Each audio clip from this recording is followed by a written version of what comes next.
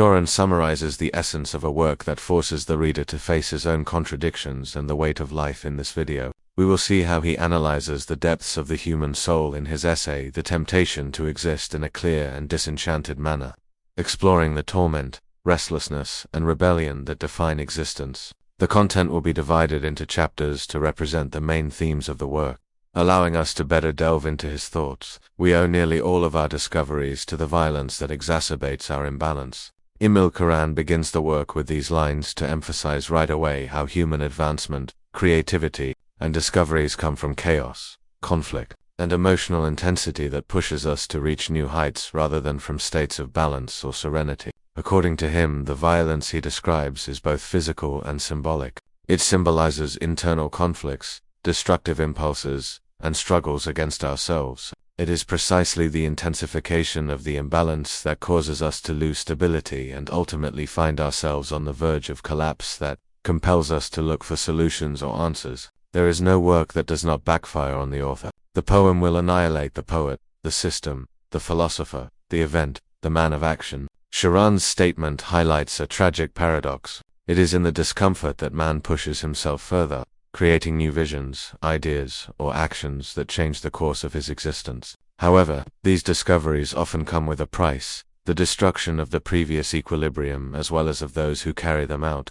Every human creation, whether it be creative or functional, serves only as a tool for his own demise. According to this vision, a person's endeavor to assert himself through his works ultimately fails because, for Cioran, the act of creating or acting in history becomes a kind of self-destruction. Man does not drive his own nature to transcend himself. Instead, he returns to it as a madman, creating an unsolvable tension between the need to leave a mark and the inevitable weight that that mark carries. An unfinished and troubled entity, this dynamic explains why chasing one's career ultimately compromises one's inner equilibrium. Cioran emphasizes that the only way to escape this dynamic would be to sacrifice every ambition and talent to sink into being. An example of this is the poet who invests his entire essence in creating his poem and emerges devastated, or the philosopher who creates a system of thought destined to overwhelm him, precisely because the thought once formulated can no longer be controlled by its author. The modern man, he can't follow this road since he is too attached to his own ego and identity.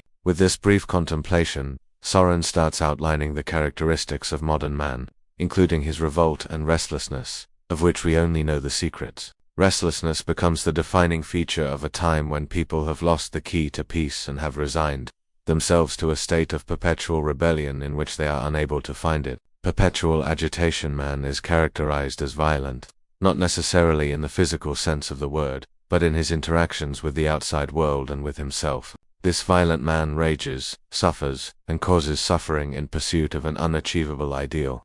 But beneath this violence lies a deeper reality. Man is passionate about unhappiness. Although cruel, this statement sums up the human paradox that we seek suffering nearly as much as we seek happiness. According to Cioran, people have chosen to make their suffering worse by adding their own moments to it. Modernity has caused personal and historical time to overlap, creating a monster and a narrative that turns against those who created it. Despite the decline of religion, the Christian virus has left indelible traces in the Western soul. Even when one renounces religious dogma, the tendency to inflict suffering on oneself to seek a form of redemption in the intensity of life remains. This is radically opposed to nihilism, which preaches that the comparison between Eastern wisdom and Western suffering, intense life, is contrary to the Tao Leo teaches. But Western man seems incapable of accepting this truth. Internal vibrations are suspended and detached. While acknowledging the superiority of Taoism as a path of wisdom, Cioran acknowledges that his instincts push him to reject the contemplative submission required by the Tao. This refusal is not only a personal limitation but also a reflection of Western nature, which is intrinsically linked to action, rebellion, and the search for meaning through pain and happiness as a key to understanding reality. Unhappiness is much more insidious once you have tasted it. This statement captures the essence of Tian's perspective on human suffering. Humans are so consumed by unhappiness that they end up searching everywhere, even projecting it where it is not found. Suffering becomes a key to understanding the world, a flavor that makes things more real, more lasting, and paradoxically more true. Unhappiness is not merely an accident of life. It becomes a constant presence, an obsession that gives existence intensity and meaning. This paradox is mirrored in the notion that, although being a kind of enslavement, suffering is what binds man to reality. Without it, everything would seem meaningless and hazy. Cioran also examines the relationship between bonds and sensations. He claims that every sensation is a bond, including pleasure, pain, joy, and sadness. To be truly free, one would have to break these bonds and stop responding to the world through the senses. However, this freedom, which necessitates an absolute purity of spirit, seems unattainable for modern humans. In fact, the sensitive world continues to imprison man, making him a slave to his emotions and his desire for intensity. Therefore, unhappiness is both the source of man's suffering and the reason he exists. Nothing seems more at odds with our habits than the apprenticeship of passivity. Jan challenges us to consider whether we can truly live without the burden of unhappiness, or if this is the only authentic form of existence possible. This chapter emphasizes how Western man is incompatible with the philosophies of quiet and abandon. Even though quietism in both its Eastern and European forms suggests giving up the outside world in order to find inner peace, the fetish of action and rebellion has actually been the foundation of modernity, making quiet surrender impossible. According to Cioran, the modern period begins with two hysterics, Luther and Don Quixote.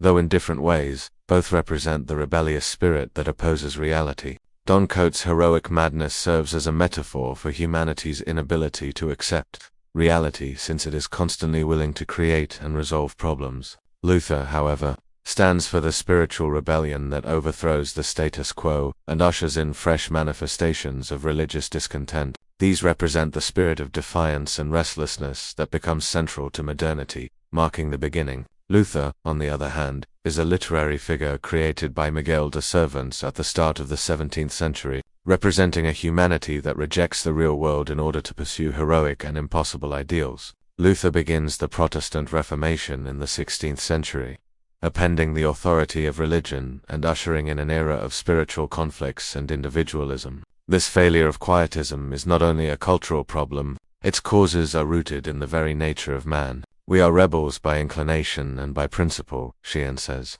They both symbolize the passage to an era dominated by rebellion against conventions. Whether religious or related to reality itself, the devil is a symbol of human rebellion. He gathers in himself our impossibilities for truth. The devil is not only a mythological figure, but he is also the ideal symbol of human rebellion, of the tension between the desire for meaning and the inability to find it. He is the model par excellence of the revolt against oneself, of the internal conflict that characterizes modern man. Cioran is incapable of embracing a wisdom that requires the suspension of action because humans are idolaters of gesture, and rebellion cannot accept passivity without perceiving it as a sign of cowardice or weakness. As a result, every attempt to adopt a philosophy of inner peace inevitably fails, leaving room for the triumph of action and tension. The devil is a tremendous sorrowful who, like us, doubts and torments himself. He is not a rebel in one piece, but rather he represents the contradictions and paradoxes of the human being. When we put time to the detriment of ourselves, we project it outward and allow it to turn into events.